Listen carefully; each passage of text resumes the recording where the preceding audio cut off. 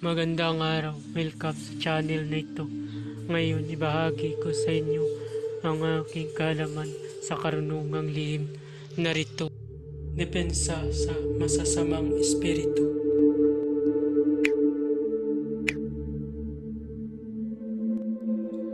Pamilin, mahalin at pagkaingatan ang bawat ibinabahagi ko sa YouTube channel nito. Ang kapangyarihan na kapaloob dito ay lubhang maiwaga.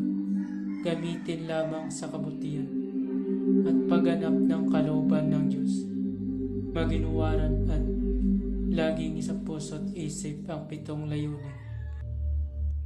Una, isabuhay ang apat na gintong simulain makadiyos, makabayan at makatao, makakalikasan. Pangalawa, isagawa ang pag-ibig sa Diyos, pananampalataya at pag-asa sa pamamagitan ng tiyaga. Pangatlo, isakatuparan ang kabutihan, katuwiran, kalinisan, katotohanan at kadalisayan, kaliwanagan at kababaan ng kalooban. Pangapat, ipagpalaganap ang pagkakaisa, pagmamahalan, pagtulong sa kapwa, pagmimisyon, paglilinis ng sarili at pagbabago na paunlad. Panglima, magkaroon ng pagagalangan, pag-unawaan at pagmamahalan sa isa't isa bilang mga kapatid at kapwa-tao. Panganim, maging dakila sa isip, sa salita at gawa para sa Diyos, sa bayan at tao. Pangpito, ipagpatibay ang kautusan ng Diyos, tumulong sa pagpapaunlad ng katawan ng bawat kasapi ng samahan at tumupad sa hadikain ng Diyos sa tao sa pamamagitan ng pagsunod sa mga layuning ito.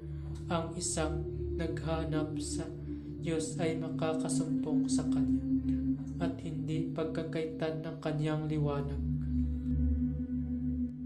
Bago gamitin ang orasyon, magdasal muna ng 3 Ama Namin, 3 Aba Ginoong Maria, 3 luwalhati at 3 sumasampalataya at isunod ito.